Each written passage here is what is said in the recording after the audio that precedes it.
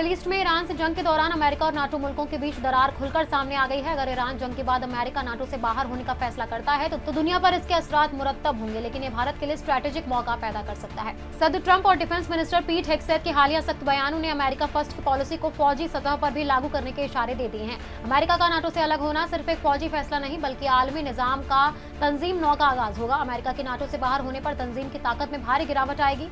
2025 की नाटो की सालाना रिपोर्ट के मुताबिक नाटो के कुल डिफेंस खर्च का लगभग 60% अमेरिका देता है, जबकि फौजी सलाहियत में उसकी हिस्सेदारी 50% से ज्यादा है।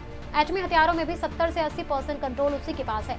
इसके अलावा जदीद एयर पावर, सैटेलाइट और साइबर तकनीक में अमेरिका का बड़ा रोल है। दुनिया भर में उसके 750 से ज्यादा फौजी ठिकाने नाटो ऑपरेशंस को मजबूती देते हैं। ऐसे में अमेरिका के हटने से नाटो की आधे से ज्यादा ताकत कमजोर पड़ सकती है और अमेरिका के नाटो से बाहर होने पर चीन और रूस का असर बढ़ सकता है। अमेरिका नाटो की सबसे बड़ी फौजी और स्ट्रैटेजिक ताकत है। उसके हटते ही नाटो कमजोर हो जाएगा। इस सूरत हाल का फायदा उठाकर रूस यूरोप, खासकर मशरकी यूरोप में अपना दबदबा बढ़ा सकता है। वहीं चीन आलमी सतह पर अपनी सियासी और मुआशी पकड़ मजबूत करने की कोशिश करेगा। कमजोर नाटो की वजह से पश्चिमी मुल्कों की इज्तिमाई ताकत घटेगी, जिससे ताकत का तवाजुन बदलकर चीन और रूस के हक में जा सकता है। अगर अमेरिका नाटो से बाहर होता है तो ये भारत के लिए स्ट्रैटेजिक मौका पैदा कर सकता है। अमेरिका का ध्यान यूरोप पर कम होगा, जिससे भारत अपनी सिक्योरिटी और सिफारतकारी में ज्यादा आजादी पा सकता है।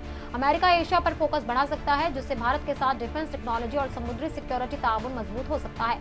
कमजोर नाटो से भारत चीन और पाकिस्तान के साथ इलाकाई तवाजुन बनाने में फायदा उठा सकता है। इसके अलावा आलमी फोरम पर भारत की भागीदारी पर असर पड़ सकता है। भारत यूरोपीय मुल्कों और रूस के साथ आजादी से डिफेंस समझौता कर सकेगा, जिससे अमेरिकी दबाव कम होगा।